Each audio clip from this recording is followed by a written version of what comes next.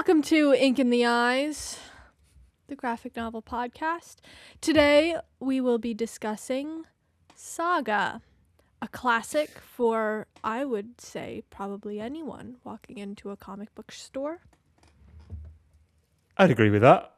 I'd agree with that completely and say that that is a good, if you wanted an entry into comics, graphic novels, this is probably it. Was it your entry into graphic novels? I'd say it was my re-entry into them, yeah. I think as a kid we were into like Daredevil and various of the Marvel ones, but comics were always a bit too expensive and there was no comic shop near where I lived. And so I was into more the classic superhero, but I actually feel like that's quite hard to get into now because there's just so many storylines and you don't know where to pick them up. And like, And I was looking at are a bit funny. Timelines are all over the show. And I think, if you were looked in, so the Waterstones near us, there are other bookshops available, but the Waterstones near us, there's one chunk of Marvel and DC. And it is, even for somebody like me who kind of knows their way around it, it is you can get lost very easy. Whereas I think this, if you wanted something that was visually beautiful and a good story and something to get your teeth into for the next lot, this is it, I think. It is also our Valentine's Day special. Whoa. For this weekend? For this weekend. The weekend of Valentine's Day. Yeah? Yes. I think it's Saturday. This is Wednesday. I know it's Wednesday, but, you know, we release on Wednesday. So this is our Valentine's Day special. Getting in the mood for love. And why did you pick Saga for the Valentine's Day special? Well, we'll get into that. But I thought, You're going to leave us in suspense? I'm going to leave you in suspense for a second. Saga, published by Image Comics. Started in 2012. Still is continuing to this day. I believe we're on episode 74, and Brian K. Vaughan, who is the author of it, said that it will run to about 108.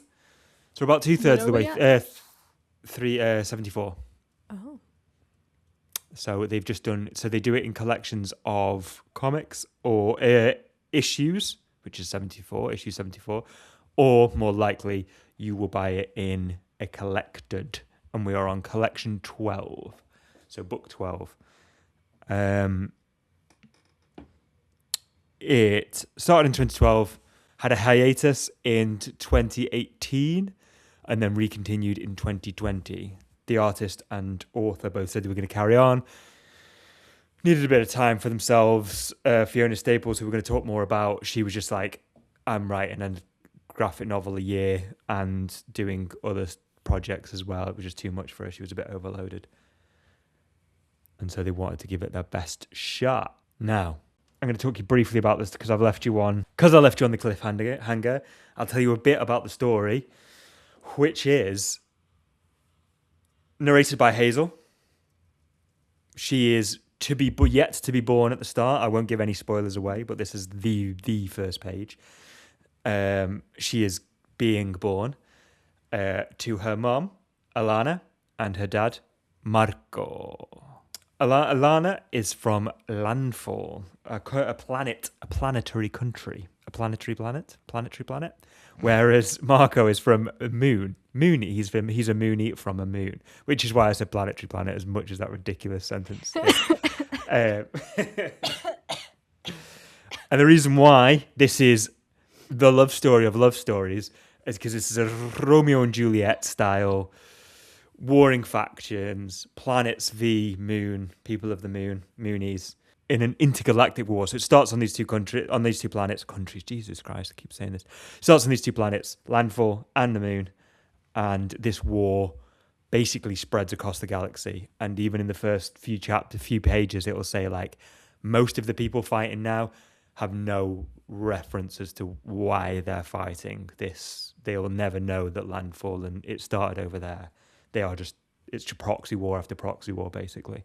So we have a classic Romeo and Juliet, lovers from across the bench. However, where it differs is without giving too much away, because they are both tragedies. Romeo and Juliet is more about love ending in death, whereas this is love ending in life, because of narration's the Hazel's narration. It is a fantastic space opera. I would say even if you're not into sci-fi, it is extremely relatable. It takes on a lot of things like gender and race and war. Going back to, oh no, we're not going back to because it's not been released yet.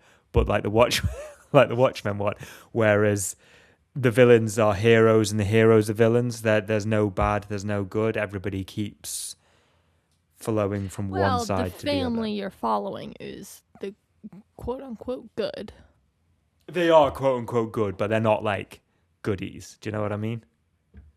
Marco is trying to be a goodie by like being a pacifist, but is kept being dragged into fighting and violence and, you know, which is like the interesting one of kind of live at all costs, like what matters more, the family or you. And it talks a lot about the family dynamic and what is important when you have a child. I think it's quite good at discussing that as well.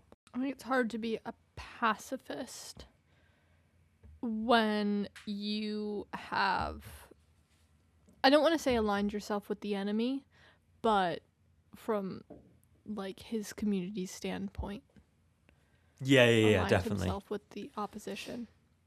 Definitely. It does make a like that's a very political standpoint, and as soon as you get political, you are making a stand by that. There's also 3 more characters. There's Prince Robot, and they are part of the landfall scene. He has a very tragic story to do with duty and class, that like trying to be a good son but wanting a family, and he's a bit of a tragic character. There is also Will, or the Will I've seen, and he's a bounty hunter set to kill Marco and Alana. About him. He's where the lines blur because he's an awful man. Even a quote, she says, him like most bounty hunters are monsters. This is by Hazel, but some monsters are worse than others, which is when he kills the guy who has the young girl as a sex slave. There is also Lying Cat, who is the most fun. He always just says when the people are lying, but he can't control it. So whenever somebody lies in front of him, he says lying, which I think is great. A great little character creation. Sounds like a cat. It sounds like a cat, but he sometimes is like Des says it dead meekly of like, oh no, I have to give my. When he says it about his owner, because he carries on with Will, he's like lying. I'm like, ha! Landfall, more techie, have wings. Moonies have magic and horns. Hazel has both. Hazel is a representation of like unity across divisions, but also like just a fun kid. So yeah, it has a lot of, like I say, Romeo and Juliet, the lovers across, but has a tiny bit of Titanic in there. I was trying to think of other Titanic. Yeah, because you have that kind of different classes. Oh, I've never seen Titanic. Jack and Rose. You've never seen Titanic? I know what happens, but yeah. It sinks. Spoiler. 6 hours But long. it's based around a love story of Jack and Rose. And is it? I feel like you're very much alluding to the ending. I'm not. Okay. Of the Titanic, everybody knows it sinks. Do you know what? I haven't read the 12th comic, and it's not the end anyway. Okay. There's no spoilers here. Okay. I'm doing a comparative look at of different love stories because this is our love episode. Tragic. Give me some love. Okay, why have you picked all tragedies? Because yeah, actually, all of them are. So I've got Orpheus. That's badly. That's also a tragedy. And here and Angela. You're comparing Orpheus? The idea of them going through hell for one another. Oh, fair. The nothing I guess matters in that one, part she doesn't really.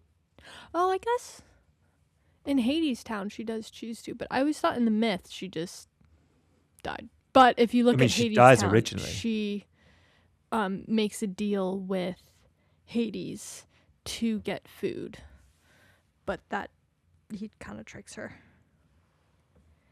What, when she dies originally by the snake bite, or? No. Have you seen Hades In Town? hell, you mean? What? Hades Town, the play, musical. See, no, I've not read it. I've not seen it. In that one, she doesn't get bit by the snake. They're starving, and she goes out looking for food, and I forget exactly. I think she might pray to Hades or something. Anyway, Hades and her make a deal, but he basically tricks her into coming and working in the underworld work camp. And then she's a prisoner there. And so in that case, she does make the decision. In like the original myth, she just gets bit by a snake. That wasn't really a choice to go to hell. No, it wasn't. It was more. I don't know. I was thinking of lovers going through hell for one another, but you're correct. Sorry for being pedantic. No, you are a pedant, and I should have known that when I wrote my notes. Hades Town, though, that's very much true for. True. Well, maybe I meant Hades Town, and I hadn't seen it. I'm sorry. Did I deflate you? Not at all. Not at all. I'm here to learn. And the last one was Here and Ranjar, which I've definitely pronounced incorrectly. It's a Punjabi story. Very similar to Romeo and Juliet, like two lovers, they're not allowed to be together. This is more to do with like the father not wanting to be with them as opposed to as a societal pressure. So next episode you choose, you have to pick comedic rom-coms. Okay, The Proposal. Is The Proposal a good one? She's Canadian, he's American. She's going to be ousted. You think that's like Saga? No, I'm not. I just said that this is like a tragedy. What's it? I don't know what rom-coms it is, but you should watch The Proposal if you haven't seen it. I've seen it several times. It's amazing. Love it. It's a good movie. It's a good movie, isn't it? I don't think this is a rom-com though. So like comparing it's not. I'm just contrasting saying... with a rom-com. But I should be happier. You're right. You're like Valentine's Day episode. Let me talk about. Love conquers all. This is the most Valentine's Day thing. See, love's easy when it's easy. Like, love's hard when you have to make a deal with Hades himself, and you're not allowed to look back, even though you can't hear your lover's footsteps. That takes some big balls. Having a kid with the enemy whilst you go on an intergalactic war, as you're a prisoner and she's the prison officer. No spoilers, but that is again in the first 10 pages. That's love. I'll take that defense. That was a much better defense. Thank you. Chatting briefly about Brian K. Vaughan. He's the writer of Paper Girls, Why the Less Man, Ex Machina. He's won 14 Eisner Awards, 15 Harveys, and 2 Hugo Awards. He has a great quote I read when I was researching this about not complaining about prequels. He says people complain too much about like sci-fi and prequels. He said if you wasted the amount of time complaining actually is making your own sci-fi, then the world would be a better place and we'd have more sci-fi, which I thought was quite cool. I butchered his quote, but the idea is that basically. Now, Ex Machina is not the film. Ex Machina, they're very different stories. Apparently, Ex Machina was made by Alex Garland, written by Alex Garland. Maybe they have different components, but yeah. Because I thought it was, because I hadn't read Brian K. Vaughan's Ex Machina, but I have seen Alex Garland's Ex Machina film, and it is amazing. One of my friends was reading one of his other books, and I said, "Oh, have you read Saga?" She was like, "No." It was just like her housemate had a bunch of comics. And then we went to a comic shop kind of later that week, and I was like, "You should get Saga. It's quite good. And if you like his other one." I forget what it was. I'm trying to look through his repertoire, but I think it was one he wrote before Saga. It was like 90s or early 2000s kind of themed. Wow. But she picked up the first Saga, and then when we were checking out, the guy who was working there was like, "Oh, this is so good. You made such a good decision. It's like one of the best things ever." And we walked out. I was like, "Oh my God, maybe we've talked this up too much." And she's like, "Yeah, it better be good now." And did she like it? I think so. Yeah. This is a couple of years ago. This isn't a spoiler, but it gets heavier. I think the intro into it, I mean, even if you read the first 9 issues, you'd like really enjoy it. But I think they said themselves, the like heavier later on, it gets a bit her heavier. Oh, fair. That's interesting because Paper Girls and this are like his biggest ones. So I think if you read something that wasn't hit these two first, this is illustrated, arted, made by Fiona Staples. She's Canadian. She's won Joe Schussner, Eisner, Harvey, Inkwell, and Ringo Awards. I think she's amazing. And what I also think is amazing, I've got the comic in front of me now. What I also think is amazing is she's really open about her workflow. And I kind of wanted to talk about that quite a bit because I thought people might find it interesting. I sure will. So she started by drawing and then editing them in Photoshop. So she'd draw by hand. Mm-hmm. And then she moved on to pure digital, purely in Photoshop. Wait, is this her current workflow so for a page or just her like historical, how she got into historical comics that she did before Saga? Whereas Saga, she says that she kind of did this and that, like she did a mixture. But what she fell into doing is she now hand draws the thumbnails, scans them in, enlarges them, inks them in a program called Manga Studio, which I've never used. I wondered whether you had, but you haven't. I use clip art, but no, I don't know what the ups and downs. I'm assuming they're very similar, but one is more geared towards manga, I guess. Well, Clip Studio's geared towards... Clip Studio's geared to a manga as well, isn't it? So, yeah, probably very similar. She self-shot a lot as references, which I thought was cool. What do you mean? Like photography? So she will, like, do the poses and... Oh, it's the same. So Manga Studio and Clip Studio Paint are essentially the same software. Manga Studio is the former Western brand name. Comic Studio, before its worldwide rebranding to Clip Studio Paint in 2016. So she uses... So, yeah, it's Clip Studio Paint. Yeah, she uses Clip Studio Paint. That's cool. We use the same program. Not the same artist, though. So, yeah, by self-shooting, I mean that I know they do this, and I always try and cram in a South Park reference, but they do this in South Park too, where they'll get like an actor to pose out, take the pictures, and then I think this is kind of semi-common with a lot of people, but it's quite nice really that she was quite open to be like, this is how I get the bodies to do what they do. The reason why she does it this way is she finds penciling and then inking over her detailed pencils really boring. So she prefers to just go in with like thumbnails and then ink once and then job done. Okay. Which is quite funny because there's a little bit that I read where she quotes saying like her agent gets really pissed off with her because like the inks would go for a fortune. And she's just like, I just don't want to do it. Do you know what I mean? Like her actual physical things would go for like a fortune. But yeah, obviously, do they still? Like, I guess Saga's big. Like people would buy loads of stuff like that. I think collector's items like that would go for a lot. I know, like the old. We're going to go into a bit more of like cell animations, but they go for a fortune or can go for a fortune, can't they? Don't know. I don't have any. Can't buy them. No, like I know they're like the weird collector's items. I can see that that's cool to like if you really love a series and you have the original page.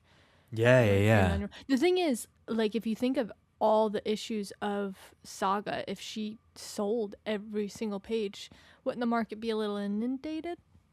I think you pick like this and that. Like you just pick like a few. So when I got the box set again after a friend of ours lost it comes with like artist's work. Do you know what I mean? Like she has her like collector's edition kind of things. I think if they were original, you only have to do like 10 and they would be worth a fortune, I think. Fair. Make sense? Yeah. She then, and this is the interesting part, she then paints the backgrounds entirely in Photoshop, so they're entirely in color. So she doesn't scan out. And I think that, was this what you did? Yeah. Not for everyone, but for a lot of them, I think. Yeah, because I looked over some of your work and thought, oh, I'm sure that's what you do. Yeah, I didn't really do line art in most of the backgrounds. But if you look at hers, like they're incredible. Like her use of color she's better is than me, phenomenal. so. Oh, yeah. But like without being offensive, like they are incredible They're pieces quite of graphic like color. in some scenes. Yeah. Do you mean sexually explicit or? Yeah, and with gore. My mom didn't like it Yeah. because it was so explicit. Yeah. But I think there are a few fairly gory scenes. Yes, there are. Yeah. Yeah, and it is quite sexually charged. More so than I thought it would be. Why? I mean, the cover of the first one is her breastfeeding, which isn't like that's sexually charged, but I was going to say that's just natural, isn't it? Now, I always hear Americans are prudes, so it could be that, but even just having an image like that. Do you remember? You just reminded me because you said about breastfeeding. Do you remember you may be a bit too young for this. Do you remember when they first did Lara Croft? Yeah.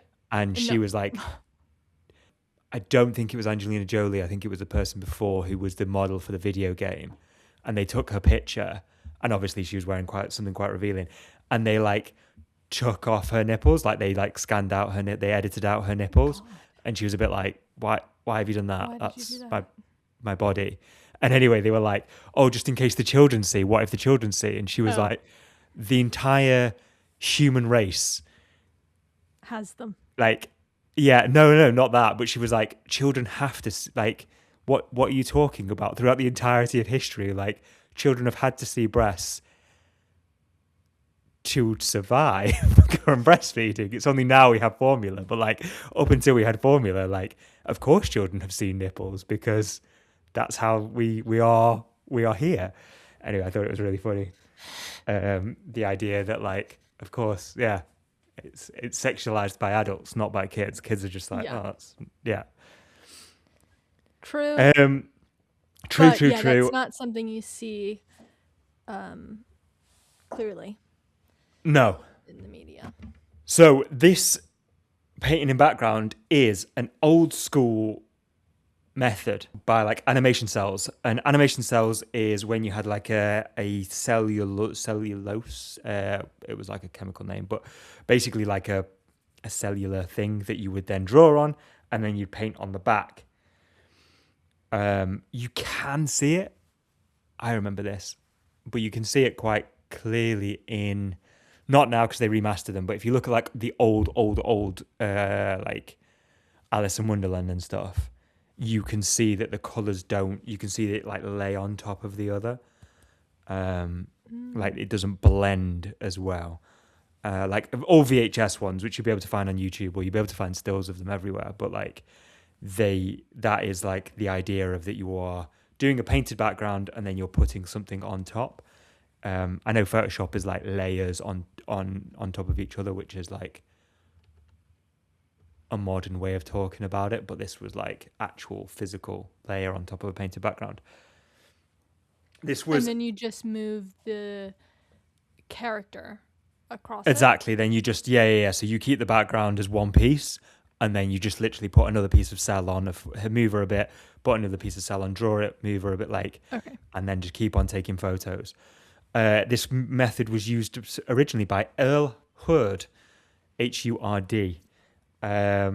He was the first one to popularize this kind of cells over background. Before that, it was like the character was on rice paper and the background was kind of sketched on it. Then there's another famous cartoon of like, it's called something like The Dinosaur, and I didn't write it in my notes, but it's called something like The Dinosaur Walks. It's from like the 30s or 20s even. And that he did it all by hand each time. So like he did the picture by inking the background and the dinosaur, took a picture, did another one where the dinosaur had moved a little bit, and it took him like, Christ knows how long it took, but it took a million years, I imagine.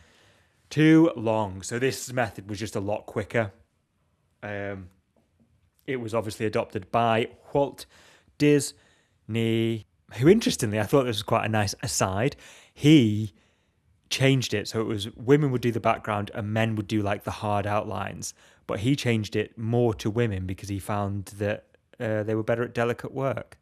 Oh, So we have a few books of women who were Disney animators, and it's gorgeous illustrations. But yeah, there was a lot of women on the early days of Disney, which yeah, now you just assume that women are in places, but I think especially back then it was less. no, it was seen as likely quite for them to work. a huge thing that he was using it, but apparently it like changed. I think revolutionized is quite a term you could use, but basically it put Disney at the forefront because, like, especially at the time in the 30s, like women were very dolled up, so they remembered to put like makeup on the princesses, Yeah, I and was gonna they'd say put Disney like has you think of Disney, you think of the princesses, and yeah, no offense to the men of that time, but they probably were not very yeah, familiar they weren't with very with like like dresses and women. makeup, Yeah, and so all of especially. a sudden they're like princesses were like dush escalated above everybody else, which to this day is probably the like Disney princesses. They're synonymous, aren't they? So Yeah. I think it was that change in the 30s probably put them to the stratosphere above everyone else. Until the 1930s, and then Xerox was. This is an interesting part, and it is interesting. Even though we're going to talk about Xerox, it is interesting because what that changed was it sped up the process, and it was most famously used originally in 101 Dalmatians. Mm. But it changed it from Xerox had to have outlines on your art. So before you would do, if you were doing, say, red hair or a thatched cottage, doing a thatched cottage, you would do the outline in like a yellowy beige, and then you'd do like the building outline in white, and the grass in green. Whereas Xerox couldn't pick that up as well. So you had to have like black and white outlines. So it looked a bit more newspapery. So if you look back on 101 Dalmatians, you can see that the dog is outlined. Whereas that wouldn't have been the case like the earlier before then, basically. So is it the same deal where they just draw the characters and leave the background the same? Yes, yeah. It seems like that is the same. Yeah. It was just done by like It was copying, just so it was much okay. easier. Versus, So yeah. Like so would they copy? painstakingly done it by hand. What would they copy? I 'Cause think if like a character's you can, moving, then they're changing every frame. but I think they would keep a lot the same and just have like faces change a little bit, if that makes sense. Oh, okay. So not every shot had to be dynamic. You could have people like it's stationary and doing. That's from my understanding of it anyway. Yeah, Versus just tracing it. exactly. Versus by literally just tracing the picture by hand as well. You could like copy out. I think a lot of people do it these days. Of like, you would copy out the basic and then you just delete like the mouth and just have the mouth moving. Mm-hmm. If that makes sense. So you could have like and maybe you'd move just tiny little bits, which is much quicker in Xerox, and then doing the whole thing again. Yeah. This went along until the 1980s, and then Pixar changed it again. Disney worked with Pixar, which were a new company, and they used computers. I think it was called CAPS. I can't remember what it was called, like computer assisted. That's irrelevant. Rescuers Down Under was the first film done by digital. Rescuers Down Under. Don't know it. So The Rescuers is a really famous film. The Rescuers Down Under is like such a strange film to be the first film to be like, it's such like a I don't know, Aladdin, like Jafar's tales in Aladdin. Do you know what I mean? When they've reached like the fourth iteration of like it's not like Aladdin or well, they wanted Zootopia. to try it on a It's low like stakes. Yeah. I think that was probably it, to be honest, because that was the first time to be used that was digital. So obviously that was kind of like I think it was still painting at that point, but you getting into the point where you can have infinite colors on a screen. Whereas one of the struggles that they had with this cellular method is that if you put too many cells on top of each other, the yellow wouldn't be the same yellow. The yellow on the first or second layer wouldn't be the same as the yellow on the 10th. So they had to continuously remixing. No, just because like it's like seeing through what are they called? You know, the folders that you put paper in, the plastic sheets that you put paper in. What are they called? Oh God, what are they called? The paper protectors that you have when you're at school. Dividers. They're not really dividers, but anyway, you put paper in them. You know what I mean, don't you? Like, you put them in a clip in a binder. They're plastic clear one, but like if you look at one, they're clear. If you look at 10, they're silver. Right. So it's the same kind of vibe of that. As if you put like a color on it, it would change the color and it would make it a bit mistier or a bit dark. The one beneath it a bit darker. So they could only do a few layers. Exactly. They had to keep on playing with this. Whereas what Pixar changed is that you could put tons of layers like you can now in Photoshop, what we take for granted, of like tons and tons and tons of layers, and it wouldn't, no ghosting would happen from the previous. Princess Mononoke was the last film. Well, I read two things here. Princess Mononoke was the last film to use this hand painted method, which does make sense if you watch it and you're into Studio Ghibli, or Ghibli as you say.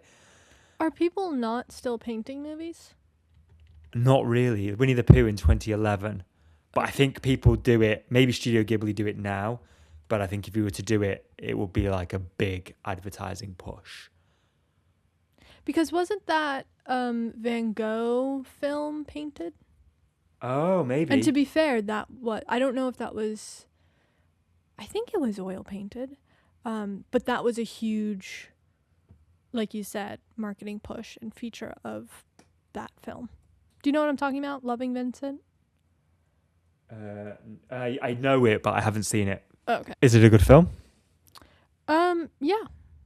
It was a really long time ago I saw it. Now, okay, sorry, I'm looking at that. So, yes, 2017, Loving Vincent, you are correct, as always. But that's not on the paper. That's like fully oil painted. Oil painting, isn't it? Yeah. So that was a different method again, I believe. Yeah. So Princess Mononoke has about 5 minutes of digital. Oh. And the one part that like it nearly bankrupted the studio, but he had 144,000 cells. That makes sense for that. I know, but Jesus, think about how much that. Too many.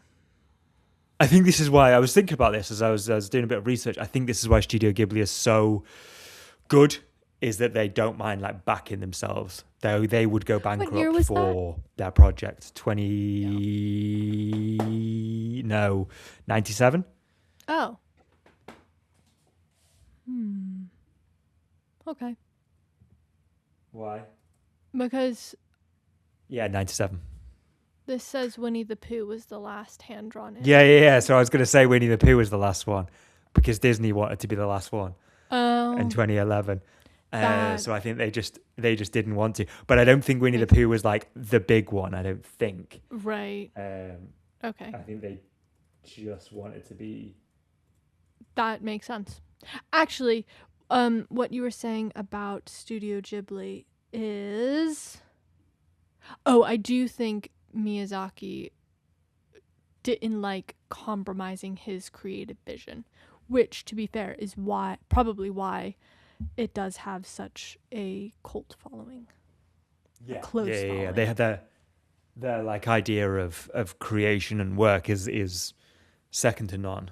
And you can see it through all of everything they do. They don't produce much, but what they do is very high quality. Actually, they do produce quite a lot. Well, no, if you look at like Disney or Pixar or Warner Brothers, like, no, they don't produce much at all.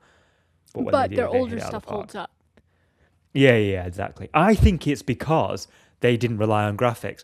And I think this is about Jurassic Park, actually. What's wrong? Oh, God, the CGI goes out so quick. Yeah. I think the original Jurassic Park is amazing because they used animatronics. Okay. Yeah, and so if you watch like the more recent ones, they weirdly don't look as good as the original because the original has minimal CGI. I think that's definitely food for thought there. I think the same with Star Wars, to be honest. I know it has a lot I of was CGI, just but a thinking lot of Star it is Wars, like, yeah. yeah, And a I lot know of the the animatronics effects in is, that people talk about a lot because it was quite innovative. but a lot of it, like the Death Star and the Star, like they model it and film it, and yeah, they're just tiny models. But like, yeah, I think that's the way to go because it doesn't your eyes are around to it. I went to a talk actually with a DP and a director of photography, and he works a lot with VPs, which are visual projections. So you know how they're used in The Mandalorian. So he has a lot more control over the system. So the whole back is on screen, and he was showing his like various adverts that he did where they were all on just in one studio. I think he did an advert for McLaren. This is out now, so I can say it. But like, he did an advert for McLaren, and like the whole, or like he's driving through the desert, then it's driving through here, and that's all in Manchester, but under VP screens, Okay.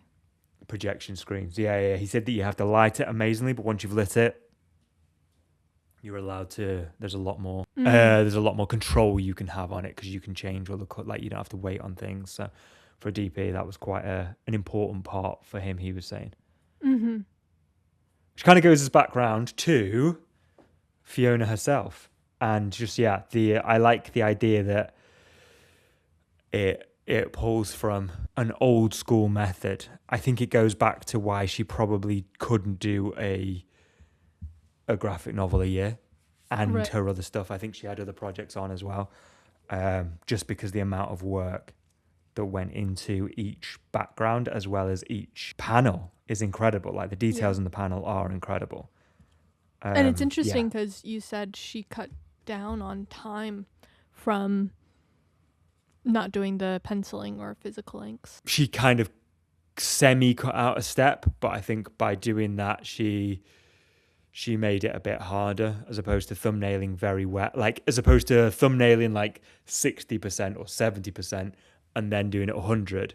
She, by the sounds of things, she did thumbnail like 10% and then just inked at 100. So I think there was quite a big jump, if that makes sense, from what I've read. And that is my history of animation and cells. That was exciting. I didn't expect to receive a history of animation. And I enjoyed it. Good. That wasn't like me being like, I didn't expect you to go on. That like genuinely, I thought that was interesting. I thought that was the most fun part about it without giving spoilers. So that is the history of the animation and her inspiration for the animation. I don't want to give too much away as a spoiler for the story. I recommend getting it, most definitely. You can get like the box set that I got with the first 9 in. I think you'd all enjoy that. Or I think they come in bigger books. Or you can do it issue by issue. Issue by issue originally was $2.99 for an issue. That's nice. And now it's $3.99. I looked up because he said he wanted to bring it back out as after the hiatus of $2.99 as well. $2.99. But I looked it up and I was like, oh, it's $3.99. $3.99. Which probably means it's like a $5 here in the UK because we get fleeced on imports. Oh God, we do too. Oh, they just want it, and it drives me wild. So if something costs like $4 in America, they will just do they it make for you £4. pay the £4? No, they'll just do £4. That's £4, really annoying. and you're like, that's not how it works because dollars are cheaper, you bastards. Like, yeah, they just won't change it. Books are still cheaper though. Yes, they are. Like a hardcover here is easily $30. About 25 quid, wouldn't it? Fag bracket maths. Sure. 22 quid. $30, 22 quid. Okay, so that's not massively different. No, but to be fair, 30 is on the cheaper end. Like I've seen hardcover books go for like 40. Now, that's usually one of the deluxe versions, but Yeah, 20 would be very high end for a hardcover book here. And paperbacks are usually about $9.99. Yeah, that's really nice. It is really nice. About the space opera, could say what is a space opera and why is this one? So on the cost of us getting fleeced, it says on the back here it's $9.99 US for issue 1, and it's £8.99 here. Oh, Fleeced. that's actually good for a comic book. It is. It isn't bad at all because comics here are very like books are cheap. Comics are very expensive here. Yeah. Like I was looking at one recently, and I won't say it because it may be a future issue, but it was like 20 odd quid. I was like, oh, I'm gonna read this in a day. That's a lot. Yeah. Do you know what I mean? I don't mind that with a book yeah, sometimes because sure. I'm like, this is like a couple of weeks or this is a week, depending on how busy I am. But like, I know I'm gonna just sit on a Sunday and like sail blitz through that. Yeah. My publishing professor used to say, if you think of a paperback, which is $9.99, and then you think of a movie ticket, which at times can be like £15, but a movie is a couple of hours versus a book, which you could arguably be reading for a week, and it's so many more hours. So 100%. value for money. Value for money. My friend had the same thing about games. He was like, I pay 70 quid on for a game. He's like, but it's 200 hours. Yeah. It's like, that's not that bad. I was like, yeah, fair enough. But yeah, I think for the book, it's a shame graphic novels are so expensive, but I do understand why, because they are very laborious and very time consuming and very expensive to make. And print, expensive. And print. And that's before you even go into the publishing costs, like the actual paying the artists and writers is like a lot of time to make something. What is a space opera? I know you know that, but you were asking what is a space opera? So this has been compared to Star Wars, and I only can see it because there's like warring factions, and it's a space opera. So a space opera is like there's no set location. So the location will bounce from planet to planet to planet, and you're following the characters along space travel. So they will have like varying different civilizations. They'll be coming into different contact with different civilizations, different contact with different people and cultures, histories, planets. Space travel. An epic. Space travel, in a nutshell, is a space opera. It's a great name. It is. And I think it's because if I think of TV shows where they do travel in space, but they tend to stay on a home planet base, I don't know if I'd describe that as a space opera. As much 100%. As I think it's multiple planets and a lot of time on this. Like a lot of the scenes are in the spaceship as well. I think travel is a big part of space opera, whereas like The Martian isn't, because it's just between. So you would be like a massive intergalactic idea. They usually have war as a backdrop, not always, but there is usually some kind of war in there. What did I read recently that doesn't have a war? Wait, was it yours? That's not, but yours doesn't have a war, does it? Yeah. No. Hillian. Maybe it's that I'm thinking. It's like, I'm sure I read something. That was not recent. That was not recently.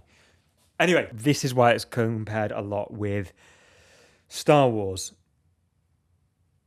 I was going to make a Luke and Leia joke, but I won't. Why not? He didn't know.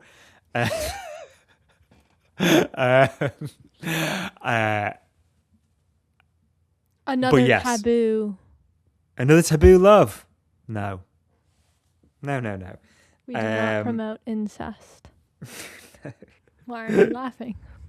Just it's a very funny thing to have to take a stand on, isn't it? Like, oh wait, painted myself into a corner here. Like, shit, it's just a taboo, love.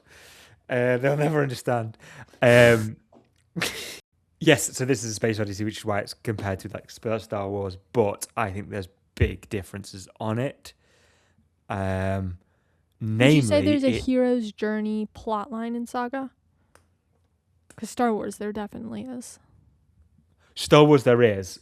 I mean, that's pretty much like, what it is based on, isn't it? Is there a hero's journey? Not as obvious. No.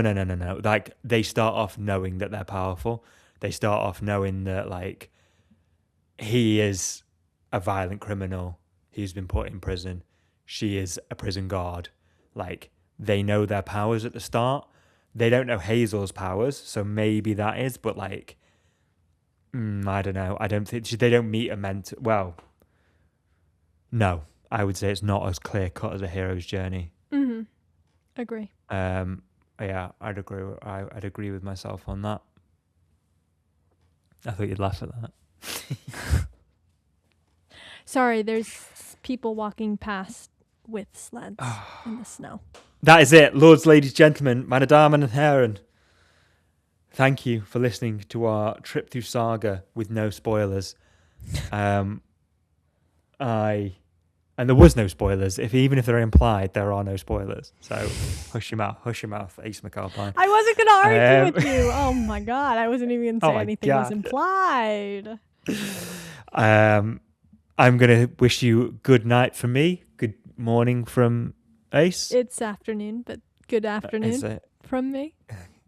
Good afternoon. And we'll speak to you soon. Speak to you soon. Thanks for listening to Ink in the Eyes.